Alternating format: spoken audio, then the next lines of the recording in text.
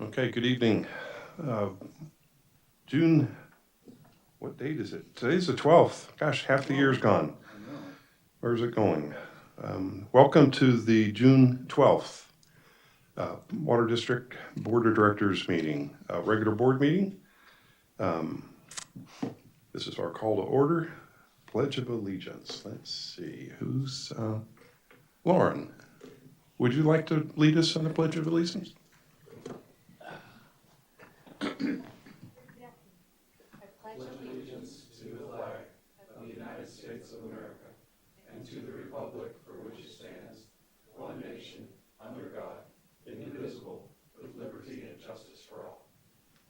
Excellent job, Lauren.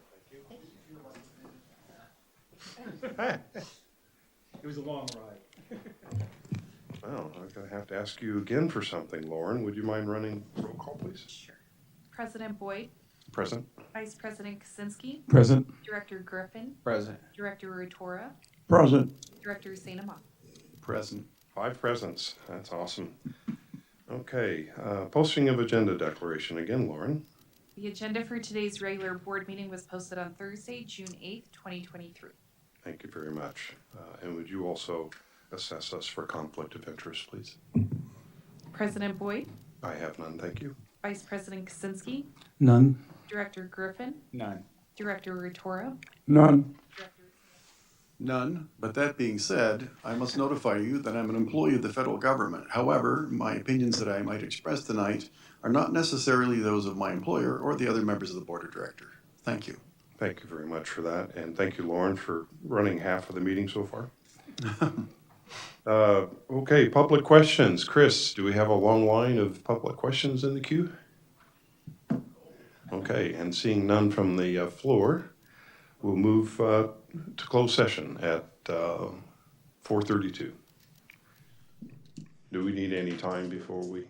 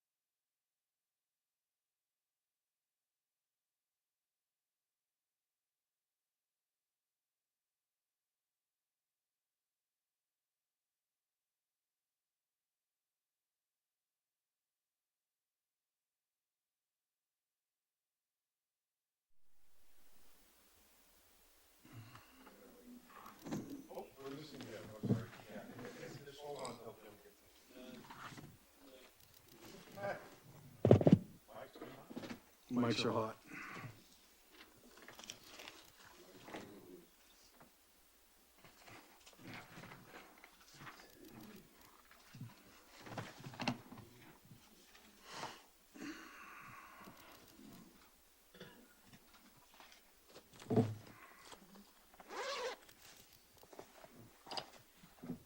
For those who are here, I think I mentioned at the last meeting that we pledge allegiance before the closed session. So if you'd like to be part of that, we have that for your ear. But we won't be repeating it at 6 o'clock. If you're welcome to join us at 4:30 to do the pledge.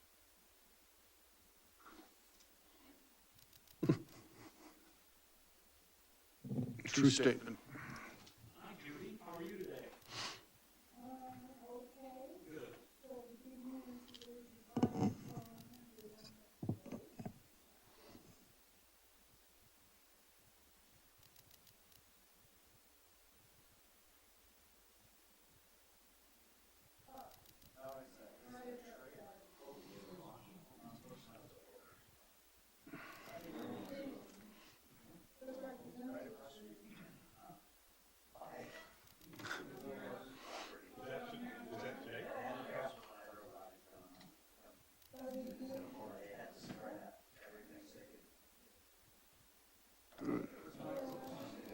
Who? Hmm.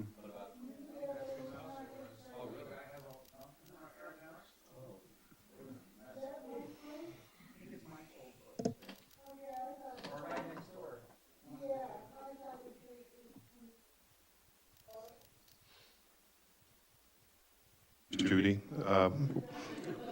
we'll do a call to order here, please, at 6:04. We'll commence the 12th of June board meeting. As I mentioned to the group, we've already done the Pledge of Allegiance and posting agenda declaration and conflict of interest declarations. We're on item number 6. For public questions, do we have any public questions at this time for items that are not on the agenda? Oh, I'm sorry. We need to report out of We need closed to pull session. ourselves out of closed session. Sorry, Jim. Board members, staff, and legal counsel, on the items in the closed session, no action was taken that requires disclosure under the Brown Act. Thank you for that. And sorry for me getting ahead of the schedule. I'm learning. In a couple more months, I'll be done, and somebody else will be doing this. December? Yeah, you'll be ready in December? I'll be ready in December. Yeah, that was my experience. So does anybody in the audience have questions of items that are not currently on tonight's agenda that they'd like to bring to our attention? Mr. Sanat?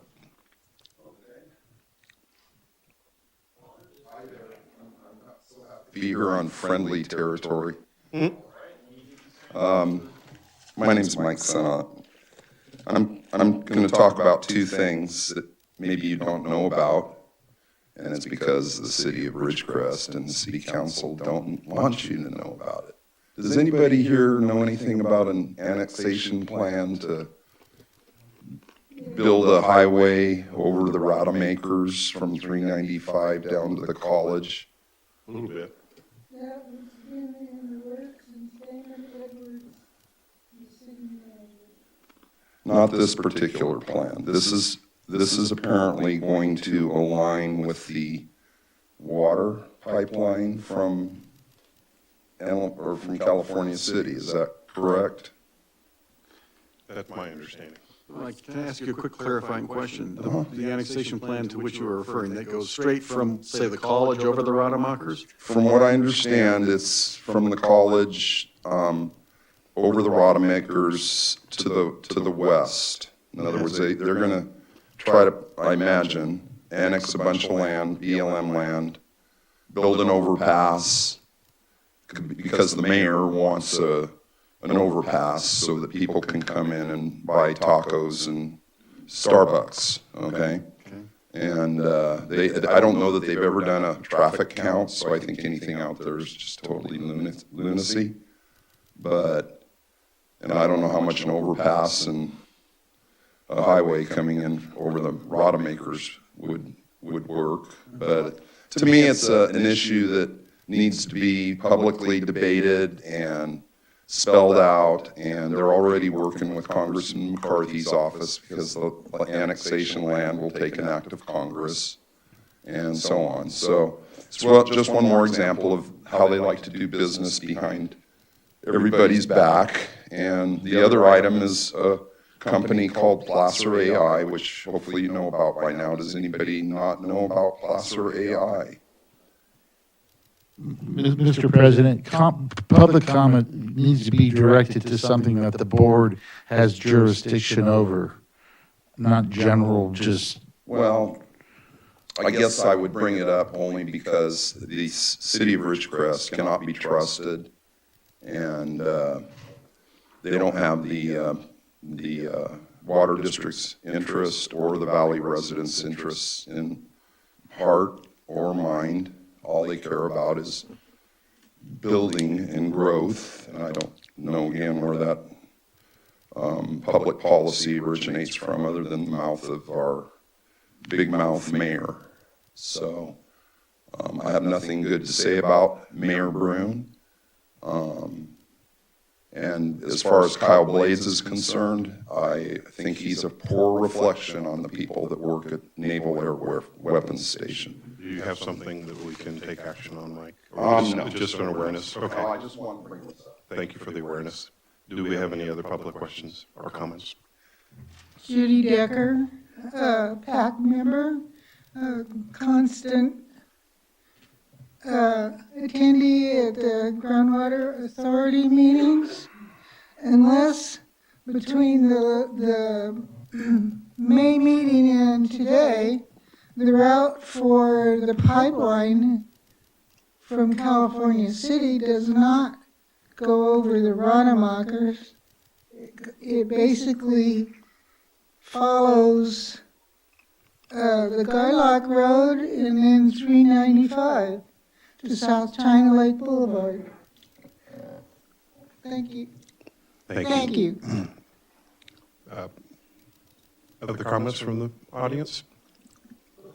Phone caller, if you'd like to. Oh, okay, we'll get her next, or him next. Okay. Yes, good evening, Mike Neal.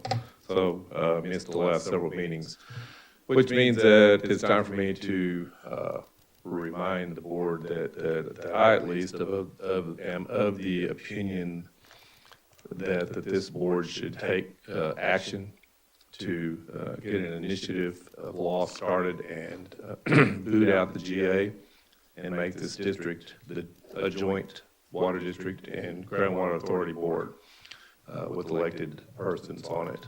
For a long time, I thought all the voting situation would be difficult with that, but it's really not hard at all. All you got to do is create a special district that encompasses the boundaries of the basin and to declare everybody inside that basin eligible to vote for the board and put you in place. And now instead of these, feeling of imperiousness, which we have had now for these 6+ years with the GA board, where we have, primarily one member who barely has any constituents in this basin whatsoever, but yet continues to play obstructionist part. You're not getting a gallon of water out of the aqueduct. You're not going to wheel it. You're not going to touch it. You're not going to do anything because it came from our county. And I can understand the attitude, but I don't understand them being allowed to sit on the board and be counterproductive in that fashion. But that's, because it was just forced upon people arbitrarily with the joint powers authority that's such that it is, which means all of those, every single one of those, they're not represented. They're just told what's going to happen, and you can complain all you want. You can write 15,000 letters to the editor and to that authority, and they know you can't do anything to them. They're going to be on those positions and sit there till the end of time, basically, unless they're booted out, and they can be done, and this board could do that in the fashion that I described. Thank you, Mr. Neal. I see we have a phone call or two coming in. Yep, let me transfer her over.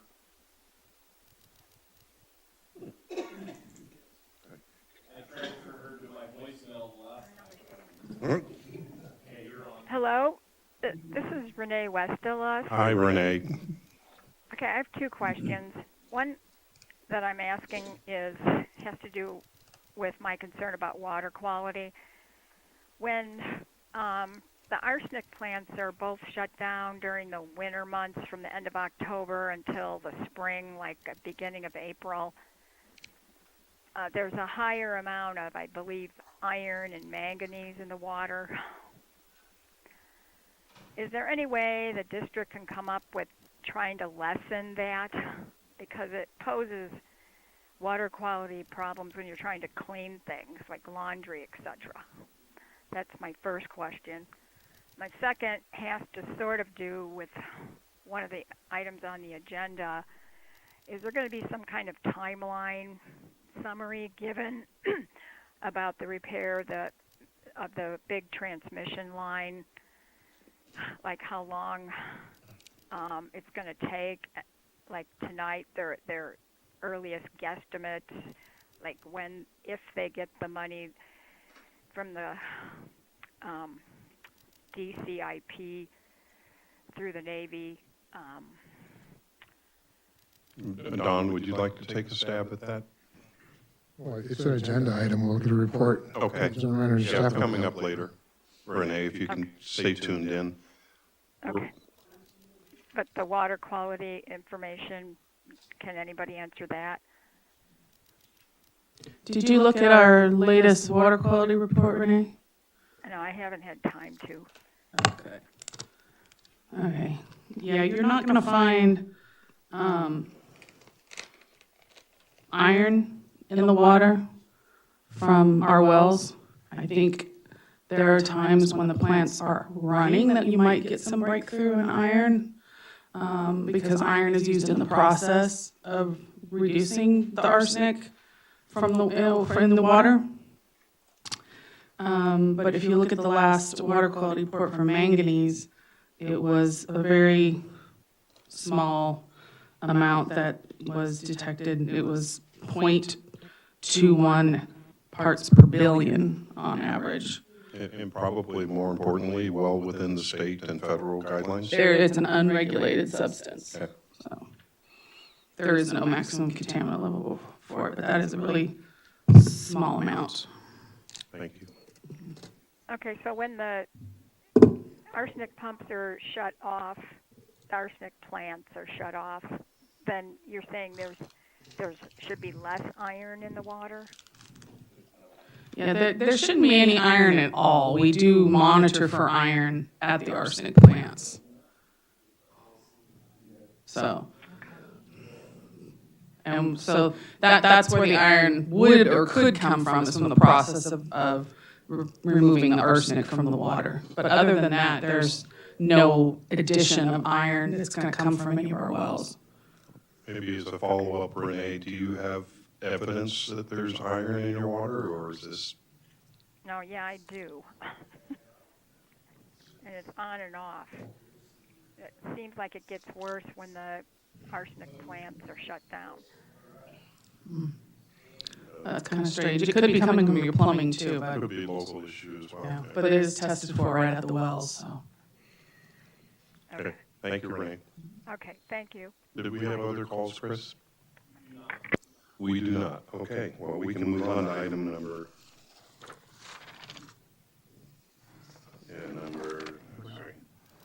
9, current business committee reports. Consent calendar? I move approval of the consent calendar, which are the approval of minutes from May 8th, and as well as the approval of the accounts payable disbursements. I'll second that. Call for vote. Any public comment? Any public comments? Seeing none, call for vote.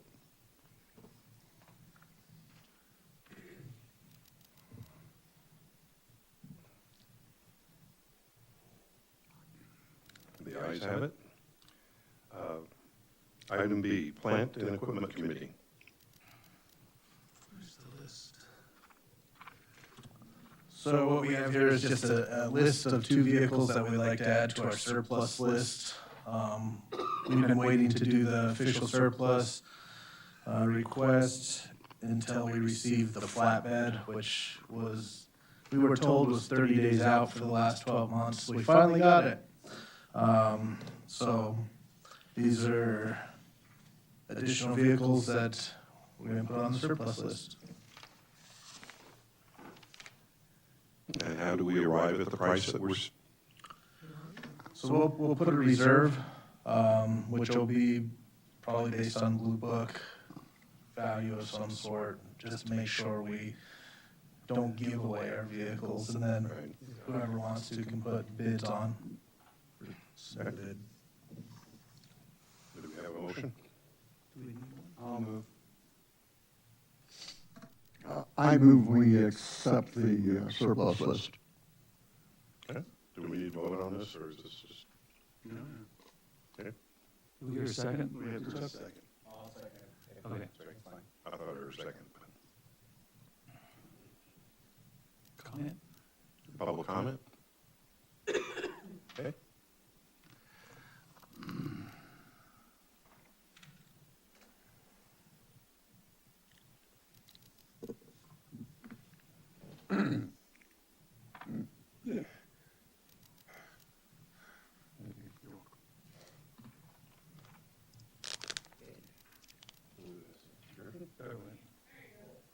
Okay, This is the wrong finger. okay, the ayes have it.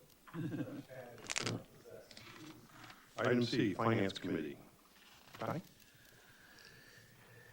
Yeah, so in the packet, you have the proposed 23-24 budget.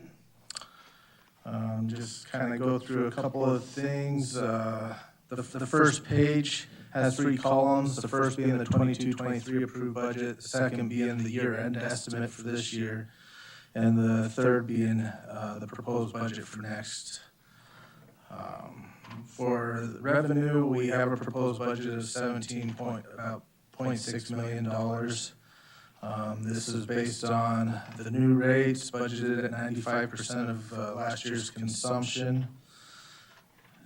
We did make an adjustment for in-capital contributions based on what we know is coming for housing as far as the capital facility fees.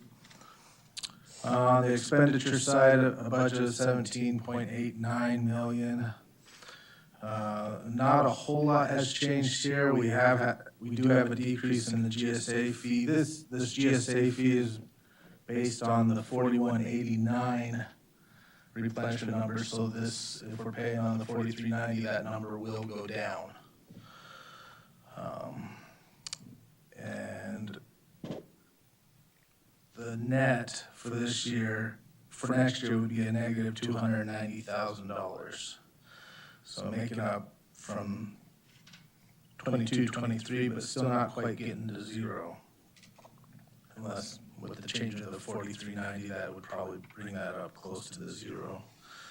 The second page is the cash flow. Beginning with 11 million in cash, revenues of 17.6 million. We plugged in the number of 7.7 million for bond proceeds. Of course, that would be the grant funding if we get that. To bring to total cash receipts of 25.3 million. Operating expenses at 8.6 million with non-operating expenses at 14.96 million. The largest factor there is the 8.1 million in capital projects, which you'll see after this. And really, the capital projects includes the 30-inch annual current line, and then the Springer line, and then a couple other yearly projects that we have on there. For a net cash flow of a positive 1.6 million. And as you see down below, we do meet the debt service coverage requirement of 1.75. We do meet our 6-month fund reserve target of 4.3 million, but we still do not meet the capital replacement target of 10.8 million. Okay. The following pages are kind of the line by line. If you have questions on those, we're just here to answer them, but that's the main points right there. A quick question on the total water sales. I see basically at 95% of the previous year. So that's expecting more conservation is what you're Correct, yeah. You're being conservative with the being numbers. conservative. Okay. And then also the capital replacement target of 10,000,008. Do we expect that to recover in the next 5, 6 years? No, it's probably over a long haul, 10 years. 10 This years. is kind of our goal, so it's covering a new well, a new booster station, and a new tank. I remember when we did that, yeah, because based on what happened with the earthquake and everything, we said, let's be prepared.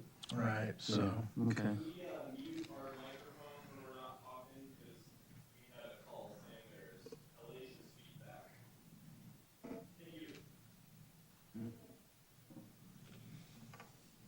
That was just my voice. Yeah, that's all I have, Ty, thanks.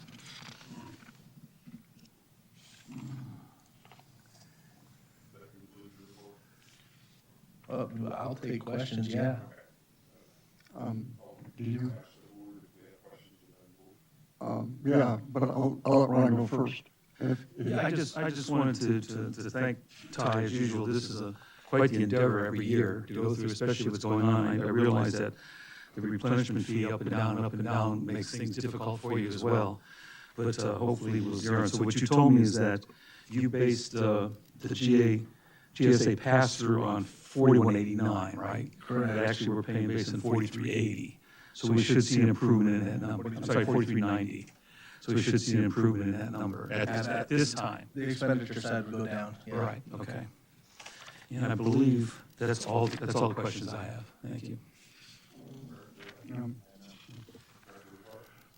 Yes, I have a couple questions or comments or however they end up.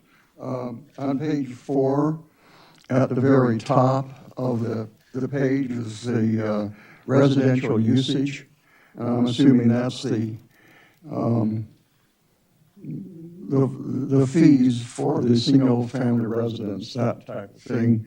The thing that I noticed is that the fee went from 2.5 million to 3.5 million, or basically an increase of 41%. Is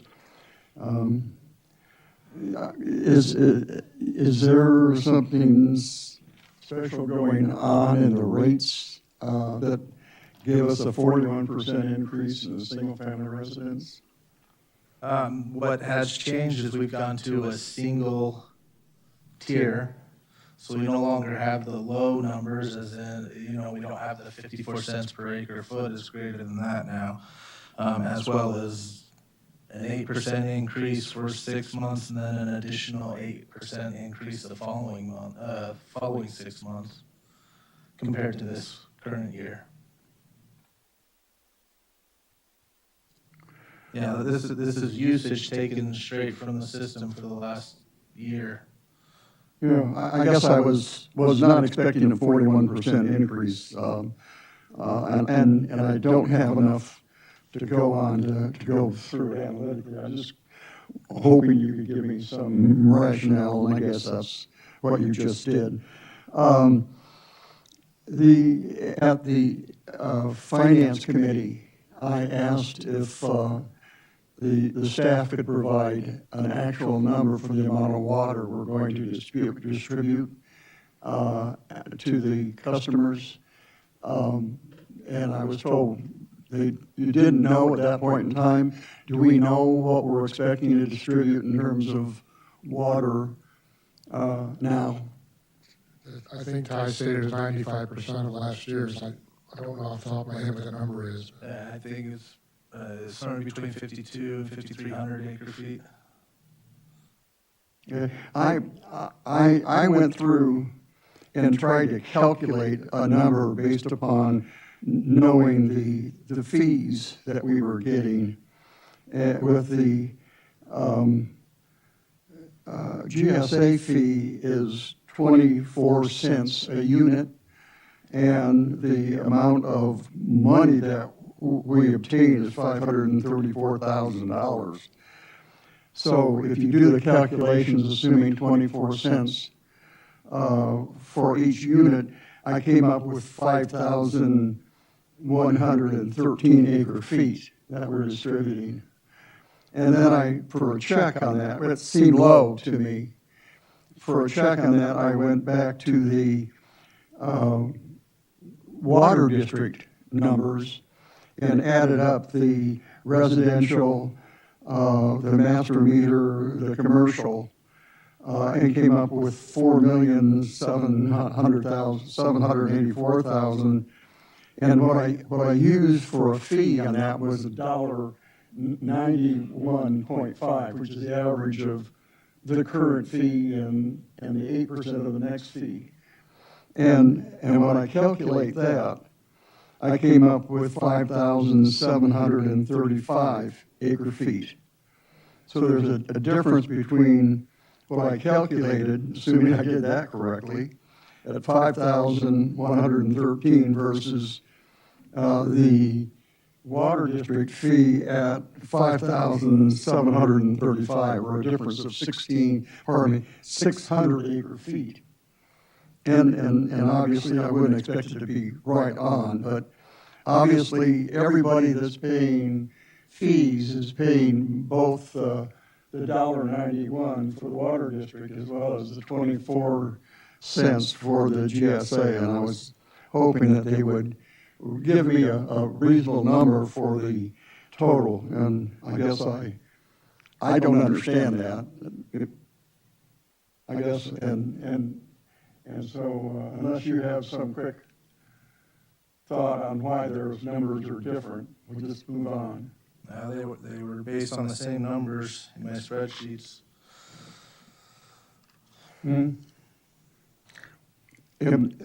I am correct, however, that we're using 24 cents for the GSA fee. For the pumping fee. For the pumping fee, Yes. yeah. I mean, that's the only one that's, Yep. and what I did was average, for the water district, I averaged the current one, which is like a $1.82 a unit, and then an 8% increase. And it came out to be $1.91. And even if I'm off by a cent or two, I don't see us having a 600. We can talk about this, I guess, at the next finance committee meeting. Going on, and looking at page 2 of 10, I noticed on the CIP attachment, the capital improvement cost at the bottom line was $9,171,000. And what you've got on the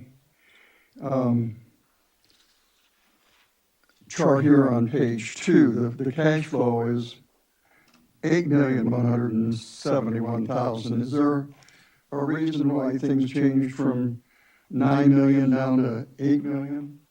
I was hoping for economies of scale. No, I fat fingered it. It should be 9 million in the cash flow. Okay, rather than the 8, Yeah. it should be 9. Yeah, I fat fingered that. Okay, and then looking at the debt service, I compared the debt service for the upcoming year with the debt service this year, and there's only a very, very small increase in the debt service. So that sort of implies we're not expecting to take out a loan until the very end of this year. Is that what Right now, we are waiting to see what happens with the DCIP grant. Oh, well, yeah, see, now I was sort of assuming that if we got the DCIP grant, we'd use that for the pipeline, and then we would pull back those 2 projects that we had pushed out and fund those with that money. With the DCIP money? With the bond money. the loan money. That's certainly possible, but we were looking at what we could realistically get done this year, and that was the 30-inch pipeline. Yeah, okay. So, yeah. Yeah, so then basically we wouldn't need the loan almost. Right. Okay, that's fair. Oh, and I did notice down at the bottom, where you calculate the debt service coverage, I know you probably assume all your B quantities to be minus, but you really have to take A minus B divided by C rather than A plus B over C. And I'm still trying to understand some of those numbers that I haven't been able to reconcile, but we'll talk about that, I guess, next month at the Finance Committee. And that was all I had. Thank you. Director Sandman?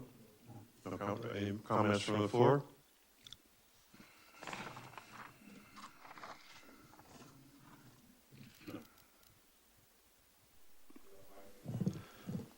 I'd like to point out the obvious fact that, I didn't have some of these pages, but I did have the Finance Committee meeting report.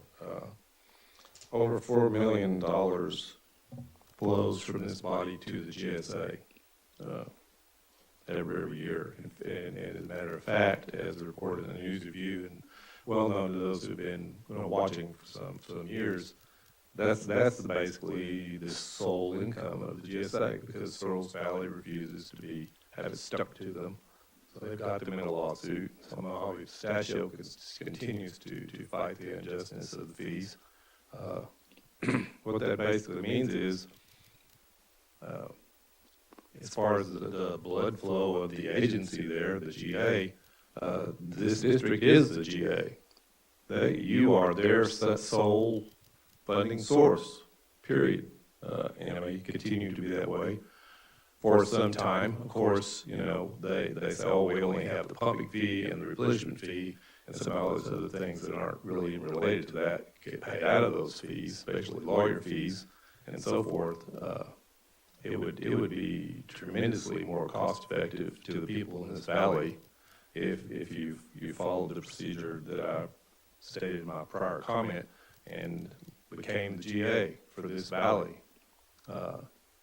Then you could do what the GA is doing, but you would actually be representative of the people in this basin, and that $4+ million or whatever it was adjudged to need to be, which some of us have hopes that this replenishment fee could dwindle down to a very small sum if we get enough people to conserve and eliminate water hungry grasses and things like that in the yards, which was well known. That's the biggest part of the water consumption. If you allocate 900 cubic feet per household to each household in this valley, I forget the last time I estimated that, but it's there would be no need for additional imported water into this project, into this $250+ million, and this financial burden being thrown on people's backs. But if you don't choose to become the GA in the legal fashion, then you just continue to be, per se, have the transfuse line stuck in your financial pipeline here and sucked over to the GA, and you know what your experience with the GA is and how much respect they have for this body or don't have for this body, and how they go on and do things that are duplicative, money wasting. This is an awful lot of money being wasted, being taken out of people's pockets in this valley that could be not spent and spent for better purposes than what they're being spent for. Thank you for your comment, Mike, and I would offer that it's not the water district that's paying, it's the water district customers that are paying, and the total, I think, right now is $9 million and counting. Mr. Snott. Hi, thank you. This is probably as good a place as any to talk about this. We're gonna experience a little bit of a loss situation, I think, coming up in terms of people not paying their bills, and maybe more than you think. There's some other things that are happening that you may be aware of that, in my opinion, are the last straw for this valley economically. You can put a nail in the coffin when companies like Allstate and State Farm don't write insurance in the state of California. And I also know that USAA redlined Ridgecrest over a year ago because of the fire danger. Sigma is, pardon me? Sigma is a control mechanism for a much broader agenda than you realize. Restricting your water, restricting your energy, restricting your food supply, all in the name of sustainability. Right now, this valley is owned, not by the people that own the real estate. It's owned by everybody, what we call stakeholders, government. An example is the GA fee. You're paying for water.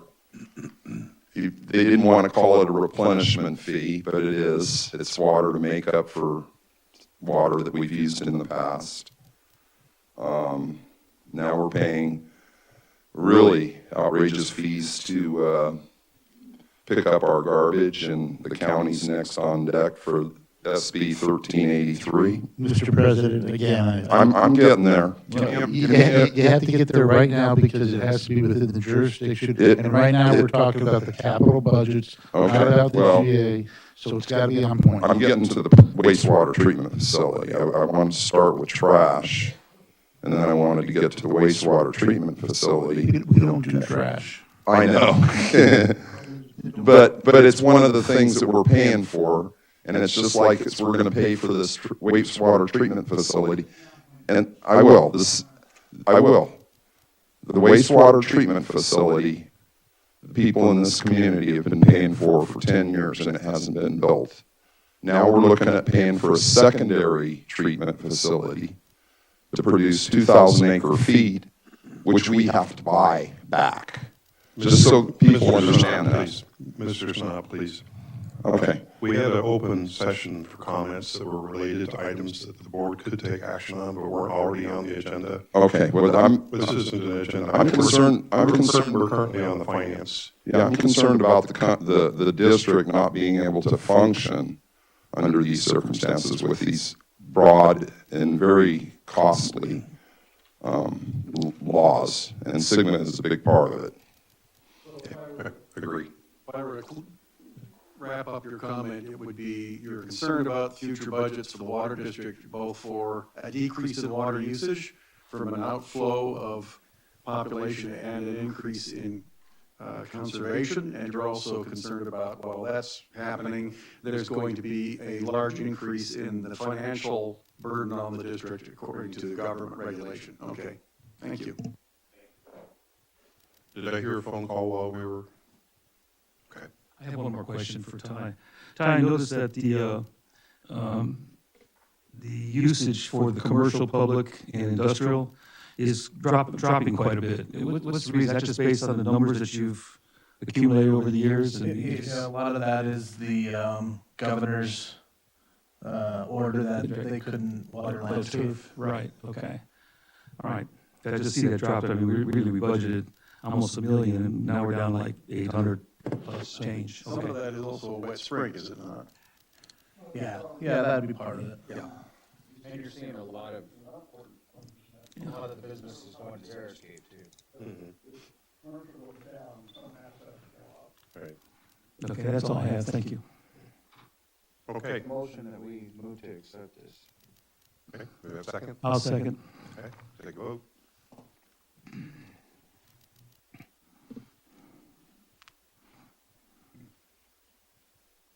There you go. See, I was voting on a spreadsheet there. So there's a lot of options. Okay, the ayes have it. Okay, item D, Administrative Executive Committee. I ask our GM to speak to this for us, please.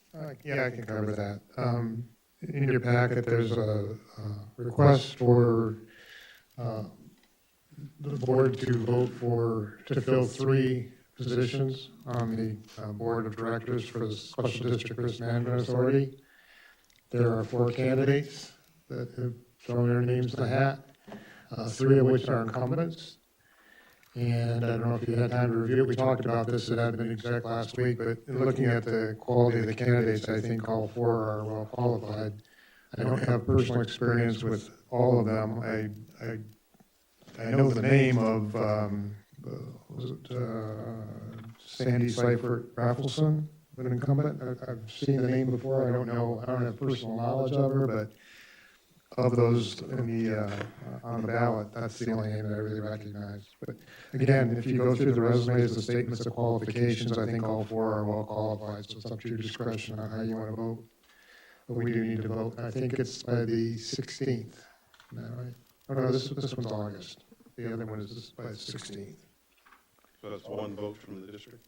One vote from the district, yes. So we need to come to consensus on the three candidates? Up to three of the four, yeah. You can choose 1, 2, 3. We could vote for just one or two if we wanted to. A maximum of 3. You can select anywhere up to 3. You don't have to. Anything, three or less. I don't know any of them. I got no reason to not vote for any of them, but I would hope that somebody would make a recommendation to support. The incumbents? Yeah, that's what I support, based on the resumes here, what I've written. They all look pretty good on paper. Yeah, I like the incumbents. That's where my How vote about is. how about a nay vote? Does anybody not support voting for the incumbents? Okay, sounds like we can vote for the incumbents, Don. Is that all you need? Motion. I should do a motion, Okay. Do I hear a motion? Since I started, I'll make a motion that we vote for the incumbents, Robert Swan, Jesse Claypool, and Sandy Seifert Raffleson. I'll second the motion. Okay. Do we have a vote? Public comments, questions? Thank you. Anybody calling in, Chris? Okay. Let's go ahead and vote.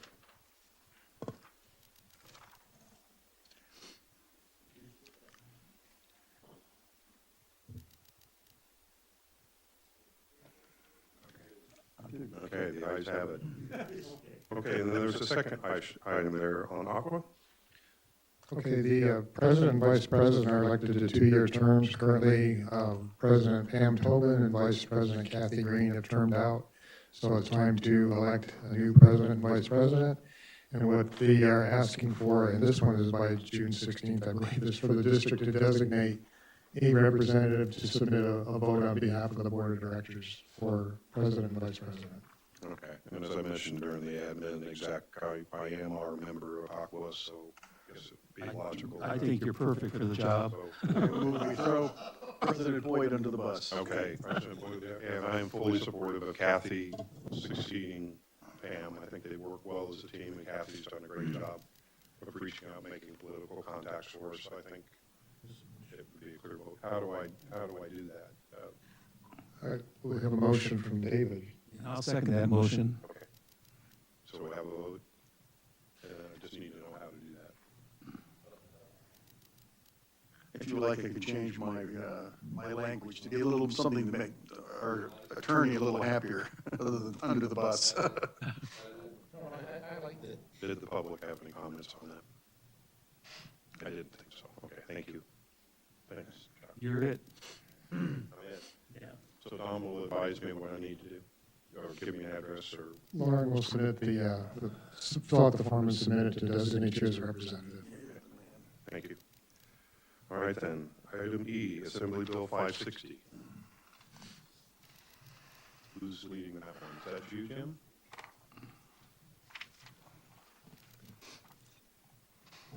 I can. Staff was directed to prepare a letter, a draft letter in opposition to Assembly Bill 560, which is a bill that is attempting to create additional requirements that a judge has to go through prior to making a final ruling in an adjudication proceeding. This was discussed at the GA board meeting, and there were some revisions made to the GA's letter based upon comments by Director Griffin. Notwithstanding that, it still wasn't received has enough for the district. So as directed, we've gone ahead and prepared the draft letter for the board's review and consideration. And that's all I've got there, unless there's any questions on the letter or on AB 560. I personally thought the letter was very well written, and so congratulations to our legal team. My feeling is all this bill is doing is watering down the adjudication or the strength of the adjudication. We're spending a lot of money on the adjudication. We're trying to do the right thing at the right time. I think we need to follow through with the adjudication and try to keep people from keeping it from actually being enforced. Yes, I agree. I think the letter's well written. Jim, can you point me to the section in here where we talk about if we oppose, we also recommend an amend, possibly? Where was that in here? I just can't find it. Yeah, at the very end. I believe it's number 6, commenting on the amendment. Okay. Yeah, it's like, I saw that and said, well, that's a great out for them. That's to remove the retroactive. Yeah, retroactive, but it's saying, yeah, this is fine, just make it retroactive. I think on a whole, the AB 560 is a huge mistake. It's going to take a streamlined process and complicate it, because now you could bring DWR in adjudications. You've already got, the court system's going to have to deal with SIGMA involved in adjudications already, which it will. And now they're going to say now DWR becomes in. So any streamlining, and I believe, Jim, you stated there's a Streamlined Adjudication Act that was in place. And this is just going to complicate that. So I agree wholly on just opposing this. And like you say, at least amend it so if there's any adjudications taking place before this is passed, they stand as is. But if this passes, this is going to put way too much power in the hands of all the groundwater authorities in the state, as well as additional power in the hands of the DWR. And I just can't agree with that. So I think the letter's fine. We ought to send it off. Thank you. Director Griffin. I would just like to comment that I agree with all the other comments that have been made. As Jim mentioned, I did oppose this in the Groundwater Authority meeting last month. The letter that was written said that the Water District supported this as a member agency, so I asked that if they did approve the letter, to please remove that the Water District would not support that. So I do support sending this letter on behalf of the district.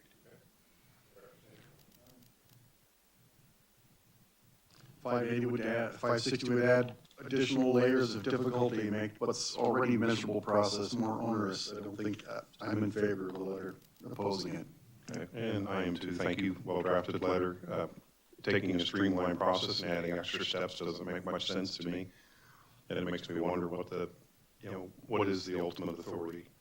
I thought the courts were the ultimate authority on this issue. But anyway, thank you for taking that action. And do we have a public comment or calls? Oh, okay, we'll get public comment first, Chris. Judy Decker. I think the things pointed out in this letter that the state is trying to do is another example of taking authority away from local areas and giving it all to the state. And I think it's an excellent letter, Jim. And if you need a 6th vote, you got it right here. Thank you, Judy. Did we have a call in, Chris? Let me get that first link, if you don't mind.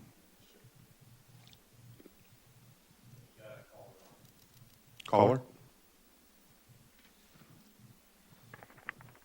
Caller? Hello? Hello, Renee. Yeah, this is Renee Westerlusk again.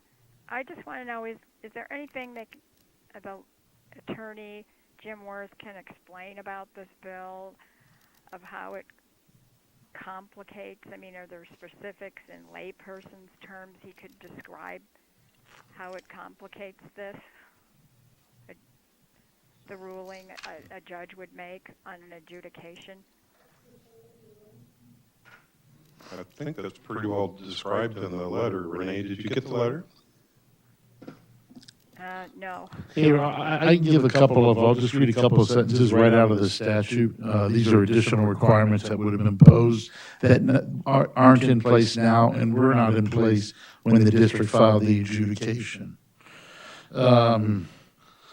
The court shall not approve entry of judgment in an adjudication action for a basin required to have a groundwater sustainability plan unless the court finds that the judgment will not substantially impair the ability of a groundwater sustainability agency, State Water Resources Control Board, or DWR to comply with this part and achieve sustainable groundwater management.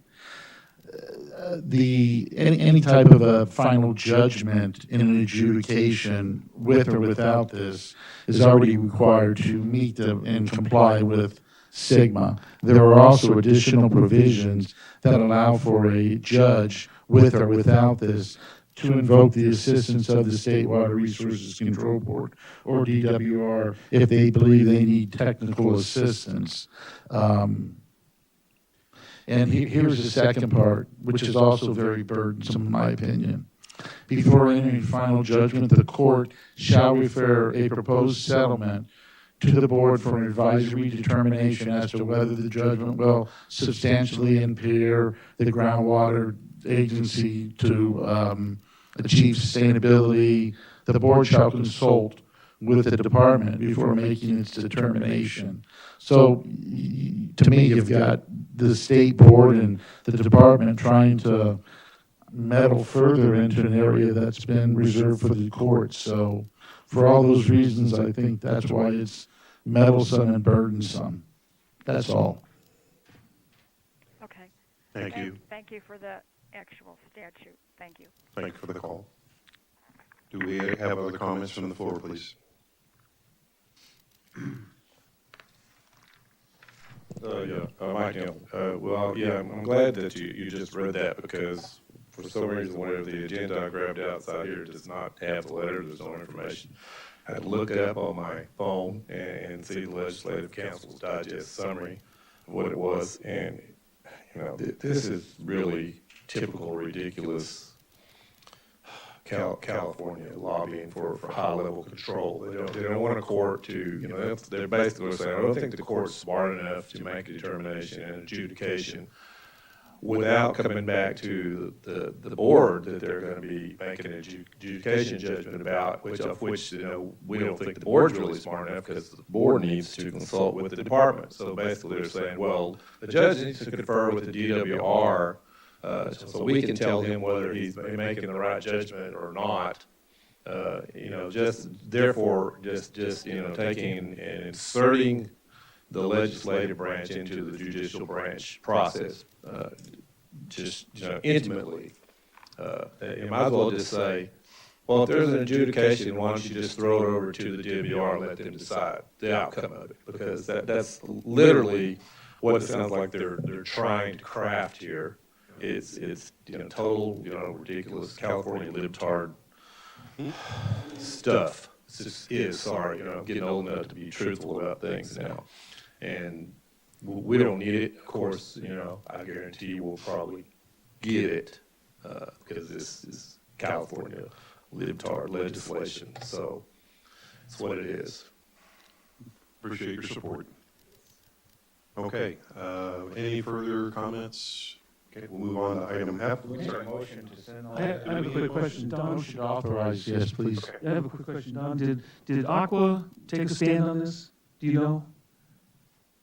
If so, for some reason I thought I read somewhere that they did with the member agencies, but we would know about it because we would have been. I believe you're correct, Director Consistency. Yeah, I think Aqua did take a position on this to oppose. It's opposed. I thought they had. I think that's important. Thank you. Makes sense. Opposed unless amended, I think.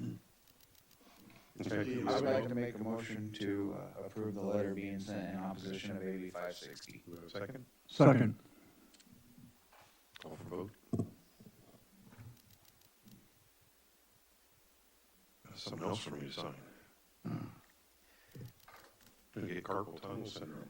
We've been an awful agreeable group tonight. Okay, item F, resolution number 23-03, authorization of general managers to submit a proposal and apply for funding assistance from the Office of Local Defense Community Cooperation under, or somewhat known as DCIP, under fiscal year 2023 DCIP for construction of the Northeast Transmission Main Line Replacement Pipeline. I want to get out of something real quick before we get into the discussion. John, Kersey, thank you very much for the work you've done on this, and pass my thanks and probably the board to Captain Vaughn as well.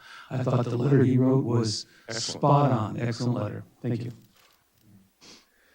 So what this is asking for, in putting together, assembling the package for, to submit for the funding, one of the requirements was that, of course, if somebody's designated to act on behalf of the district, and then they require documentation that that person is in fact authorized by the board to act on behalf of the board and the district. So that's what this resolution is, appointing a general manager and his or her designee as the point person for the grant funding. Okay. Any comments from the board? No objection to that? I again, can't believe how great this is. You know, if everything comes through like we expect it will be, and basically what's asserted in the letter, this is nothing but good for us. And I guess you're looking at a motion to approve our general manager as the contact. Yes. So I make that motion. Okay. Do we have a second? Okay. And a second from Director Griffin. Any comments from the public? Guess sometimes we need to have public comment before we. Judy Decker, do you know a time period for finding out about the results of this? I think the funds are Grant? available in August, isn't that right? The funding is available in August. Okay. So, Yeah, it's very quick, Judy, much faster than you, but it goes for shovel-ready programs, and this is considered a shovel-ready program. Right, so we've already got some practice. Thanks again, John, we really appreciate your help. Okay then, so we've got a second, or a motion and a second, I guess we'll call for a vote. President Boyd, Yes. Vice President Kaczynski, Yes. Director Griffin, Yes. Director Rutora, Yes. Director Sandemoy. Yes. Okay, sounds like a agreeable group. Mm-hmm. We're on a roll. Yeah. Okay, item Is G. that one of the signs of the end times? Yeah. Water District Board agrees on mesh. Gosh, another resolution. Resolution number 23-04, support for the nomination of Kathy Green as candidate for Associate Water District's president for the general election. I think we already talked about that. right, I think we already touched on it, now that we have a designated representative to vote. We need they request a resolution for the board to support the nomination of Kathy Green as president. And you've already touched on it, so you now need to go through the formality of approving the resolution. I so move. I'll second. Okay. We'll call for public opinion. Okay, and a vote, please. President Boyd, Yes. Vice President Kaczynski, Yes. Director Griffin, Yes. Director Rutora, Yes. Director Sandemoy. Aye. Okay, oh, all right. I can't say the ayes have it because we had only one eye. It couldn't all be perfect, because if it was, then we would anger the gods. Yeah, good point. Thanks for that.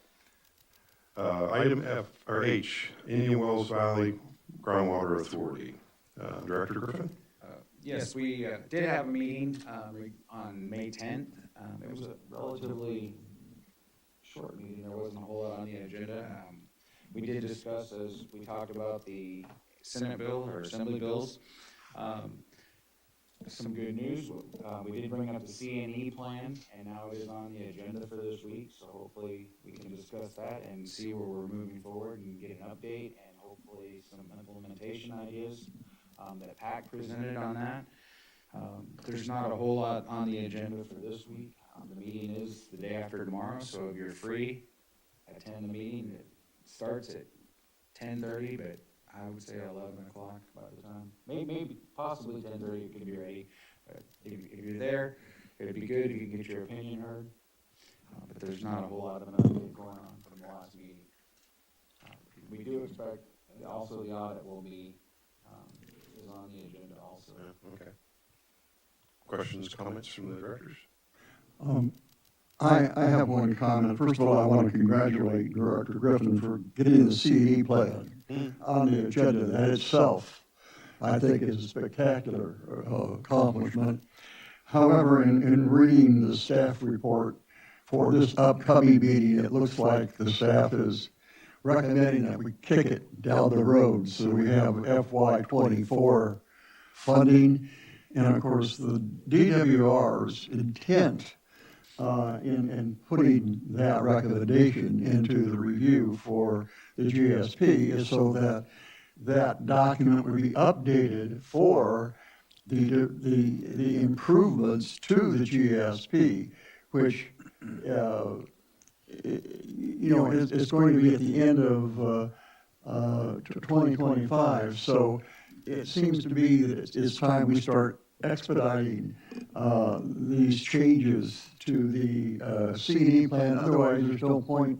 We're going to be through the update before that improved C&E plan even gets approved. So anything you can do, sir, to make sure that we don't just kick it down the road again, I think would be appreciated by the public. Thank you for that. Other comments? Open to the floor. Comments on this? Got any GA comments out there? I have two comments about the GA. One is their Joint Powers Authority, and a few years ago, since the formation of the GA, I believe the Kern County Grand Jury wrote a report about joint powers authorities and how bad they are. And the second thing I have to say is next year is an election year. So if you live in the city and get to vote for city council and for county board of supervisors, think carefully.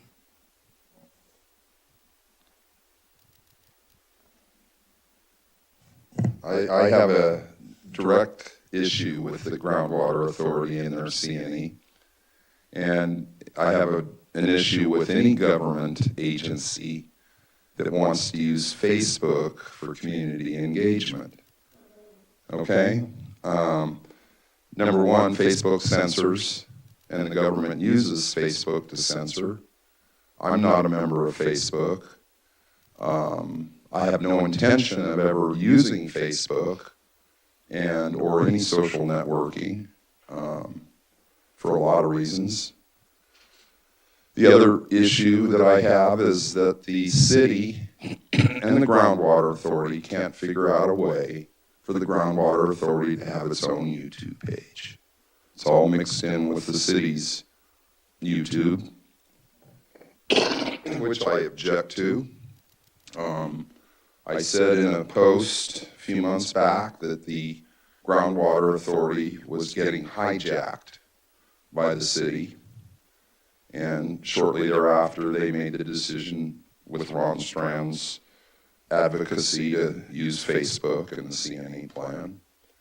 And I don't think the PAC recommended that. I think the PAC just said no. Did they? Yeah, well, a lot of good they are, huh? So I don't like the idea of Facebook. I don't like the idea of city hosting the groundwater authority on their YouTube page. I don't like the fact that they've pretty much absorbed administrative control of the groundwater authority. And I would have held the meetings for the groundwater authority here. I don't like going down to city council. This is far more comfortable and welcoming and conducive to doing business. And and I realize the groundwater authority is pretty much an adversary to anybody that lives in this valley. So it's just not a good deal. And I would like strongly to get the groundwater authority out of the city and have the city take care of its business, and the groundwater authority. And I'll point out one other thing that really bothers me. There's a thing called dual agency, and I don't know that they talk about it in the legal profession, but they used to talk about dual agency in the real estate business. And what dual agency means is you can't represent two people in a transaction, or the same, both parties in a transaction. If you're a real estate broker, you've got a buyer and a seller, and if you're representing both of them, that's a conflict of interest. You can't have two masters. In the case of the city and the groundwater authority, the attorney, Keith Lemieux, is the attorney for both agencies. That's a pure dual agency conflict. And